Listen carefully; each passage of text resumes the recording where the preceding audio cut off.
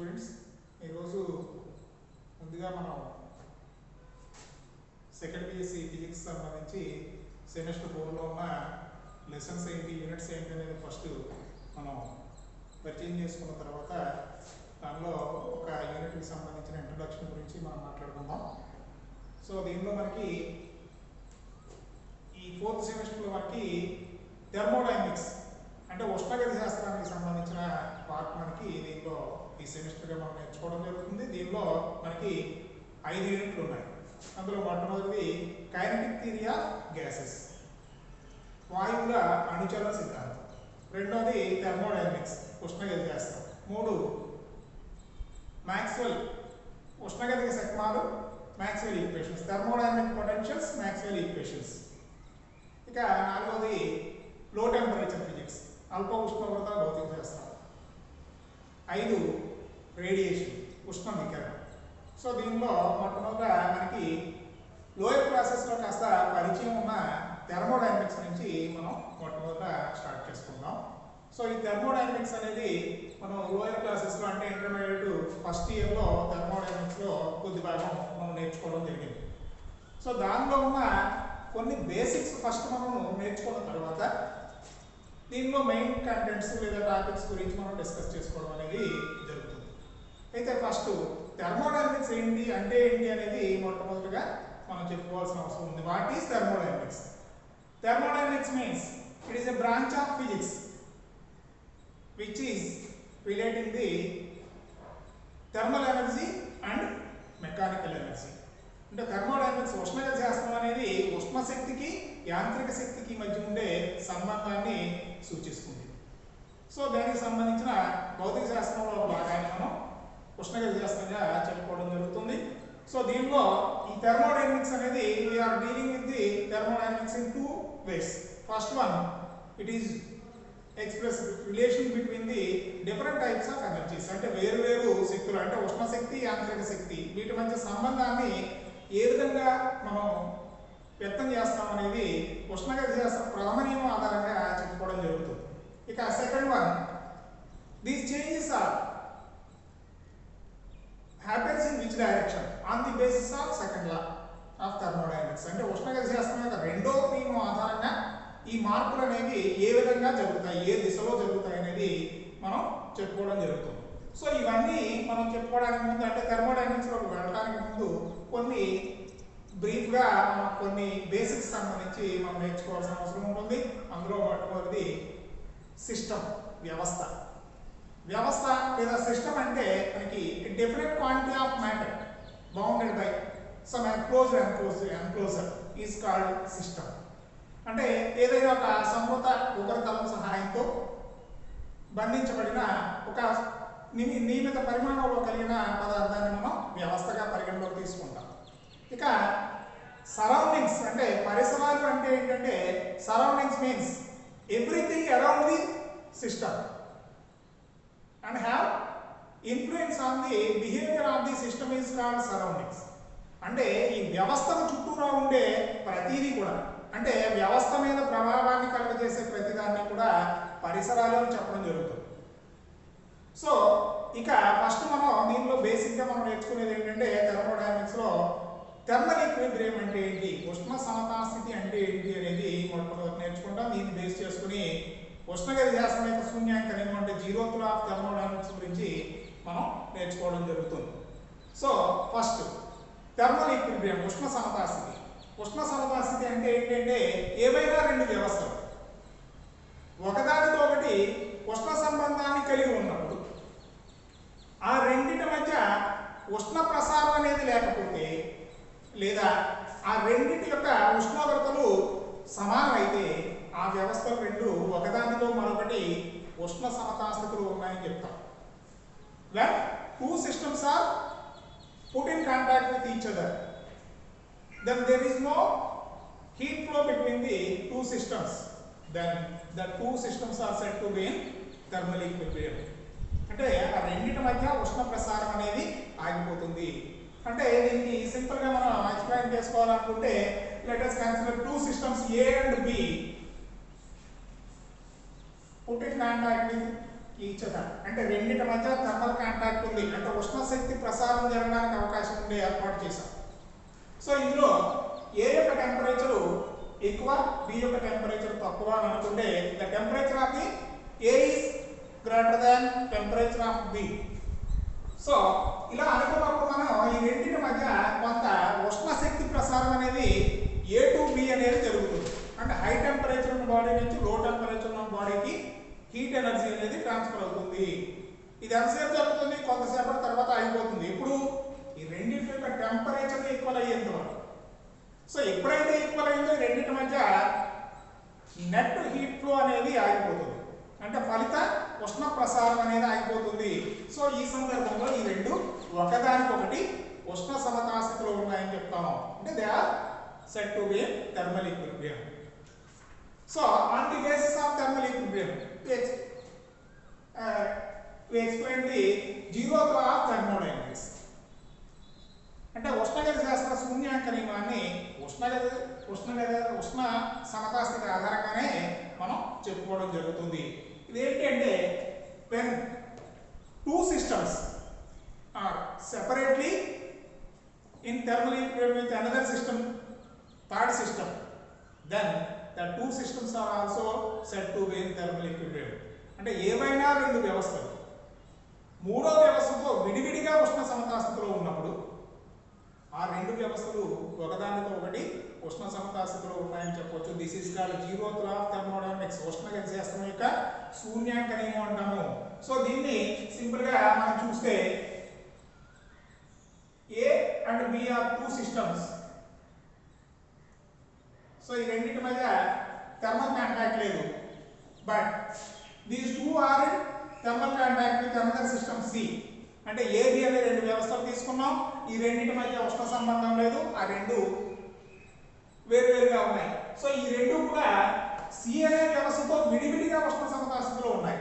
అంటే A B సితోను, B కూడా సితోను ఉష్ణ సమతాస్థితిలో ఉన్నప్పుడు ఏబి రెండు కూడా ఒకదానితో మరొకటి ఉష్ణ సమతాస్థితిలో ఉన్నాయని మనం చెప్పవచ్చు. సో ఇది ఉష్ణగతి శాస్త్రం యొక్క శూన్యాంక నియమం, అంటే zeroth law of thermodynamics. So ఇక నెక్స్ట్ థర్మోడైనమిక్ ఈక్విలిబ్రియం అంటే ఏంటి అనేది మనం చెప్పుకోవాలి. అంటే ఉష్ణగతిక సమతాస్థితి, ఉష్ణ సమతాస్థితి వేరు, ఉష్ణగతిక సమతాస్థితి వేరు. ఉష్ణ సమతాస్థితి అనేది కేవలం ఉష్ణ శక్తి ఆధారంగా మనం మాట్లాడుకున్నాం. సో ఉష్ణగతిక సమతాస్థితి అంటే when a system is in thermal equilibrium, mechanical equilibrium and chemical equilibrium, then the system is said to be in thermodynamic equilibrium. అంటే ఒక వ్యవస్థ ఉష్ణ సమతాస్థితిలోను, యాంత్రిక సమతాస్థితిలోను, రసాయనిక సమతాస్థితిలోను ఉన్నట్లయితే ఆ వ్యవస్థని ఉష్ణగతిక సమతాస్థితిలో ఉన్నదని చెప్పవచ్చు. ఇందులో ఆల్రెడీ మనం థర్మల్ ఈక్విలిబ్రియం అంటే ఏంటి అనేది మనం చెప్పుకున్నాం. థర్మల్ ఈక్విలిబ్రియం అంటే ఏంటి? when two systems are kept in contact with each other, ఒకదానితో ఒకటి ఉష్ణ సంబంధాన్ని కలిగి ఉన్నప్పుడు, అంటే ఒకదానితో ఒకటి తాకుతూ ఉన్నప్పుడు రెండింటి మధ్య ఉష్ణ శక్తి ప్రసారం లేకపోతే, లేదా రెండింటి యొక్క ఉష్ణోగ్రత ఒకటే అయితే ఆ రెండు ఉష్ణ సమతాస్థితిలో ఉన్నాయని చెప్పారు. అంటే ఉష్ణోగ్రత లేదా ఉష్ణరాశి ఆధారంగా దీన్ని చెప్పడం జరిగింది. ఇక యాంత్రిక సమతాస్థితి, మెకానికల్ ఈక్విలిబ్రియం. యాంత్రిక సమతాస్థితి ఏంటంటే, మెకానికల్ ఈక్విలిబ్రియం అంటే ఏంటంటే when there are no unbalanced forces within the body system or between the system and surroundings, then the system is said to be in mechanical equilibrium. అంటే వ్యవస్థకి పరిసరాలకి మధ్య కానీ వ్యవస్థ లోపల అంతర్గతంగా కానీ ఏ విధమైన అసంతులిత బలాలు లేకుండా ఉంటే అది యాంత్రిక సమతాస్థితిలో ఉన్నాయని చెప్తాం. ఇక మూడవది కెమికల్ ఈక్విలిబ్రియం, అంటే రసాయనిక సమతాస్థితి. అంటే the composition of the system is unchanged, అంటే వ్యవస్థ యొక్క సంఘటన అనేది మార్పు చెందకుండా ఉంటే దాన్ని కెమికల్ ఈక్విలిబ్రియం, రసాయనిక సమతాస్థితి అని చెప్పడం జరుగుతుంది. సో దీన్ని ఈ మూడిట్లోనూ ఉంటాయి, అంటే ఉష్ణ సమతాస్థితిలోను, రసాయనిక సమతాస్థితిలోను, యాంత్రిక సమతాస్థితిలోను ఉంటే ఆ వ్యవస్థ ఉష్ణగతిక సమతాస్థితిలో ఉన్నట్లు అవుతుంది. Next thermodynamic coordinates. అంటే ఏదైనా ఒక వ్యవస్థను మనం వ్యక్తం చేయాలంటే కొన్ని కోఆర్డినేట్స్ అంటే నిరూపకాలు అవసరం అవుతాయి. సో అలాంటి వాటిలో ముఖ్యంగా మనం పీడనం, ఘన పరిమాణం, ఉష్ణోగ్రతని మనం చెప్పుకోవడం జరుగుతుంది.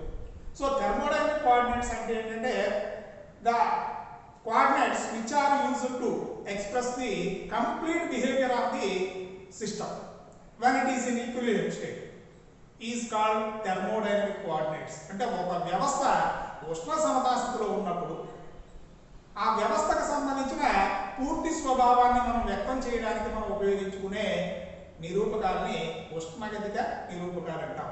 వీటికి ఎగ్జాంపుల్గా మనం ఘన పరిమాణం, పీడనం, ఉష్ణోగ్రత వీటిని మనం చెప్పుకోవడం జరుగుతుంది. సో వీటి మధ్య సంబంధాన్ని వ్యక్తం చేసే సమీకరణాన్ని వాయు యొక్క స్థితి సమీకరణం అంటాం. The relation between the thermodynamic coordinates which are used to express the complete behaviour of the system is called equation of state. So సాధారణంగా ఈక్వేషన్ ఆఫ్ స్టేట్ అనేది ఈ మూడింటి యొక్క ప్రమేయంగా ఉంటుంది.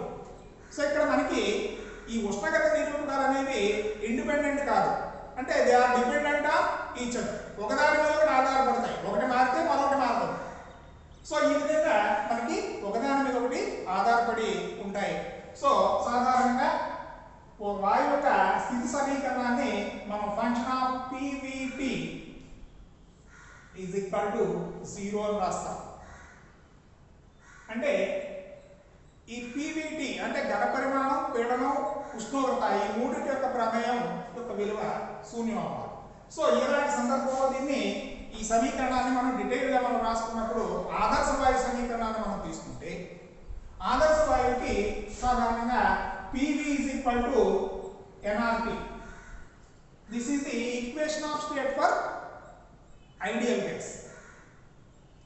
So PV is equal to nRT, where P is the pressure, V is volume, N number of moles, R universal gas constant, and T is temperature. P పీడనం, ఘన పరిమాణం, మోల్ల సంఖ్య, సార్వత్రిక వాయు స్థిరాంకం మరియు ఉష్ణోగ్రత అనేది Tని సూచిస్తుంది. ఇది ఆదర్శ వాయు సమీకరణం.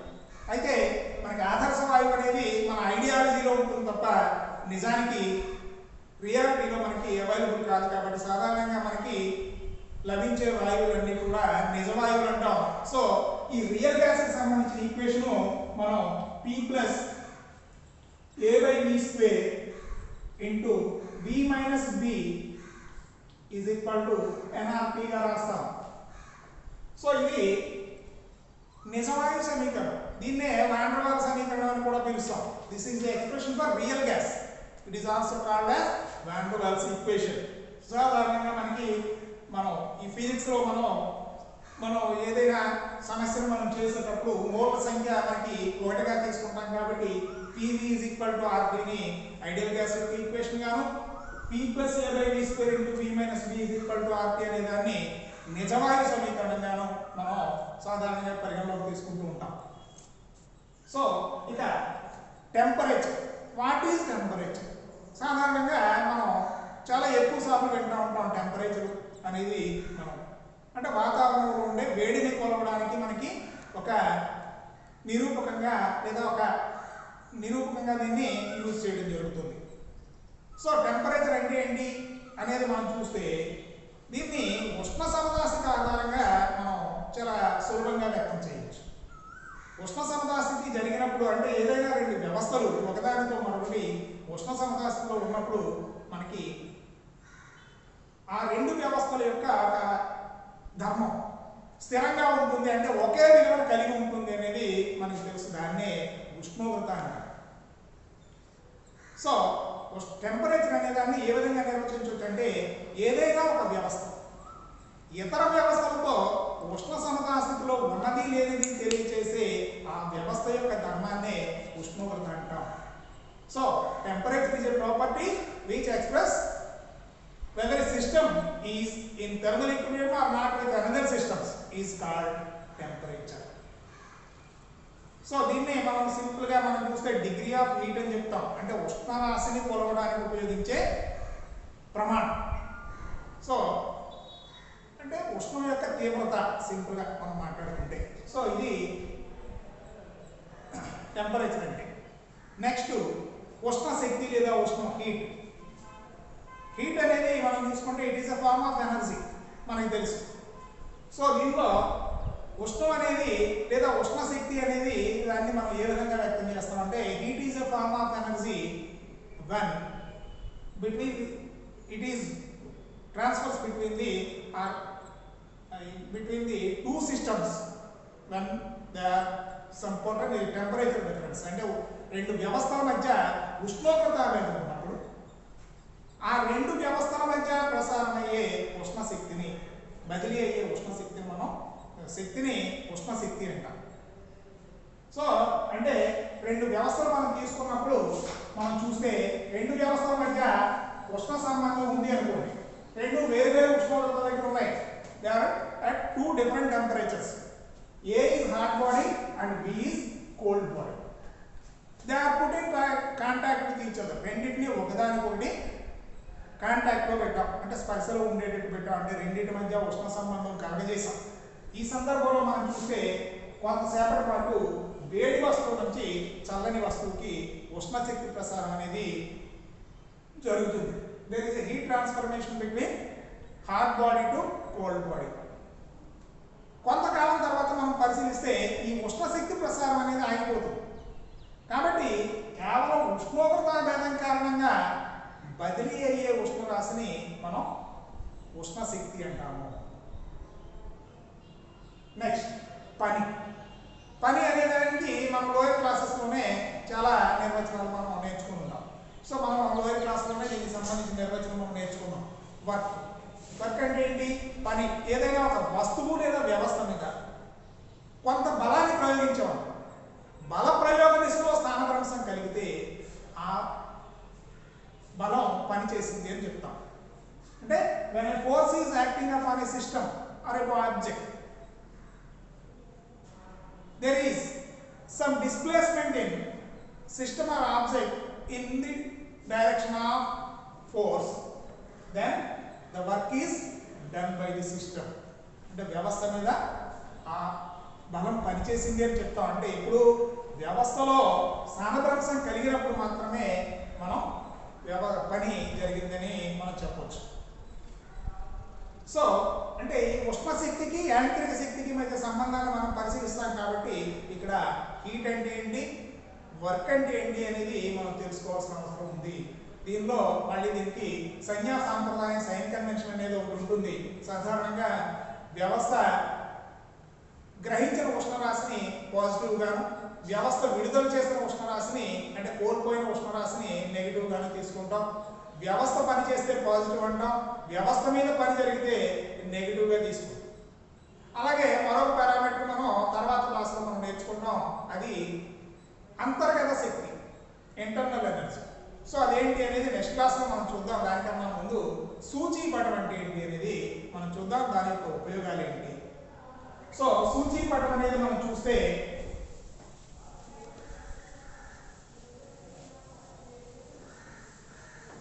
ఒక వ్యవస్థకు సంబంధించి ఘన పరిమాణం, పీడనాల మధ్య గీసిన రేఖా చిత్రాన్ని అంటే గ్రాఫ్నే పీవీ డయాగ్రామ్ లేదా ఇండికేటర్ డయాగ్రామ్, సూచీపటం. A graph plotting between the values of a system, values of pressure and volume of a system is called indicator diagram, సూచీపటం అంటాము. సాధారణంగా x యాక్సిస్ y యాక్సిస్ మీద మన x యాక్సిస్ మీద volume యొక్క values ని, y axis మీద pressure యొక్క values ని తీసుకుని ఒక గ్రాఫ్ ని డ్రా చేస్తే ఆ గ్రాఫే మనకి సూచీపటం అంటే, లేదా పీవీ చిత్రపటం అని కూడా దీన్ని పిలవచ్చు, PV diagram or indicator diagram. So దీంట్లో మనం చూస్తే ఇక్కడ I అనేది ఇనీషియల్ స్టేట్, అంటే తొలి స్థితి. ఈ తొలి స్థితిలో వ్యవస్థకు సంబంధించిన ఘన పరిమాణాన్ని, పీడనాన్ని మనం PI, VI చేత సూచించామని అనుకుంటే, ఇది I నుంచి F అనే తుది స్థితికి మార్పు చెందింది అని అనుకుంటే, ఈ సందర్భంలో ఘన పరిమాణం, పీడనాన్ని PF, VF అని అనుకుంటే, సో వీటి మధ్య గ్రాఫ్ను మనం గీసినప్పుడు దీన్ని పీవీ చిత్రపటం అంటాము. సో ఇక ఈ పీవీ డయాగ్రామ్ లేదా ఇండికేటర్ డయాగ్రామ్ యొక్క ఉపయోగాలు ఏంటి అనేది చూస్తే చాలా ముఖ్యమైన ఉపయోగాలు ఉన్నాయి. దీనిలో మొట్టమొదట మనకి దీని మీద ఉండే యారో మార్క్ ఆధారంగా by using of arrow mark on PV diagram it is expressed whether it is compression or expansion. అంటే ఈ బాణం గుర్తు ఆధారంగా జరిగిన ప్రక్రియ మనకి సంకోచమా లేకపోతే వ్యాకోచమా అనేది చెప్పచ్చు. అంటే బాణం గుర్తు డైరెక్షన్లోనే మనకి ప్రాసెస్ I to M జరుగుతుంది కాబట్టి ఇప్పుడు మనం బోర్డు మీద మనం వ్యక్తం చేసుకున్న ప్రక్రియని వ్యాకోచంగా చెప్పచ్చు. ఇక రెండవది whether it is isothermal process or adiabatic process by using the slope of the curve. అంటే ఇక్కడ వచ్చిన వక్రం యొక్క వాలు ఆధారంగా వ్యవస్థకు సంబంధించిన అంటే జరిగిన ప్రక్రియ స్థిరోష్ణక ప్రక్రియ లేకపోతే సమోష్ణోగ్రత ప్రక్రియ అనేది కూడా మనం వ్యక్తం చేయడం అనేది సాధ్యమవుతుంది. అన్నిటికన్నా ముఖ్యమైన ఉపయోగం ఏంటంటే ఇక్కడ మనకి ఈ సూచీపటంలో మనకు వచ్చిన ఈ వక్రానికి x అక్షానికి మధ్యలో ఉండే వైశాల్యం జరిగిన పనిని సూచిస్తుంది. అంటే ఈ జరిగిన ప్రక్రియలో జరిగిన పని మొత్తాన్ని సూచిస్తుంది. సో దీనికోసం సింపుల్ గా మనం చూస్తే we consider a small process from small a to small b. అంటే a నుంచి b వరకు జరిగిన స్వల్పమైన ప్రక్రియ తీసుకుందాం. సో ఈ సందర్భంలో మనకి ఈ మొత్తం ప్రక్రియ దాదాపుగా స్థిర పీడనం దగ్గర జరిగింది అని అనుకుంటే from a to b it is happens at a constant pressure. పీడనం మార్పు లేదు అనుకుందాం. అంటే చాలా స్వల్పంగా ఉంది, అంటే నెగ్లిజిబుల్ అన్నమాట. సో ఈ సందర్భంలో మనం చూస్తే ఘన పరిమాణంలో కలిగే మార్పు dV అవుతుంది. సో ఇప్పుడు సూచీపటం యొక్క ఉపయోగాల్లో ఈ ఏరియా అనేది మనకి జరిగిన పనిని సూచిస్తుంది కాబట్టి ఇది మనకి ఆల్మోస్ట్ స్థిర పీడనం దగ్గర జరిగింది అని అనుకుంటే ఇది దీర్ఘచతురస్రాకారంగా అంటే రెక్టాంగులర్ షేప్ లో ఉంది కాబట్టి ఇక్కడ జరిగిన పని అంటే ఈ ప్రక్రియలో జరిగిన పని dW అంటే ఏ నుంచి b వరకు జరిగిన స్వల్ప ప్రక్రియలో జరిగిన పని dW అని అనుకుంటే ఇది P into dV అవుతుంది. సో ఈ పనిని మొత్తం I నుంచి F వరకు జరిగిన పనిని లెక్కగట్టడంలో ఈ స్వల్ప మార్పుని మనం పరిగణలోకి తీసుకుని దీన్ని మొత్తం అంతటికి అప్లై చేసి అంటే ఇంటిగ్రేట్ చేయడం ద్వారా మనం జరిగిన మొత్తం పనిని లెక్కగట్టవచ్చు. So from I to F the total work done is W is equal to integral dW that is equal to integral PdV. So ఇది మనకి సూచీపటం దాని యొక్క ఉపయోగాలు ఏంటి అనేది మనం చూసాం. వీటిని ఆధారంగానే మనం ఐసోథర్మల్ ప్రాసెస్ అడియాబాటిక్ ప్రాసెస్ లో వర్క్ డన్ క్యాలిక్యులేట్ చేయొచ్చు. సో ఇదేంటి అనేది మనం నెక్స్ట్ క్లాస్ లో మనం చెప్పుకుందాం. ఓకే.